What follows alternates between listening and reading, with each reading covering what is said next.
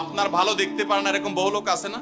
এই হিংসা করলে অনেক সময় বদনজর লাগে, বদনজর। আপনার ভালো কিছু হতে আরেকজনের জ্বালা পড়া শুরু হয়েছে, এর কারণে অনেক সময় মানুষ ক্ষতিগ্রস্ত হয়। বহুবার এই সূরা পড়ে তৎক্ষণাৎ একেবারে পড়ার সাথে সাথে আমি কার্যকরিতা আমার চোখে বহুবার দেখেছি, আলহামদুলিল্লাহ। নবী সাল্লাল্লাহু আলাইহি ওয়াসাল্লাম এক সাহাবীকে বলেছেন, তুমি কি জানো আজকে রাতে যে দুইটা সূরা আমার প্রতি নাজিল হয়েছে, যে আয়াতগুলো নাজিল হয়েছে, এইরকম আয়াত কোরআনে আরেকটা নাজিল হয় নাই।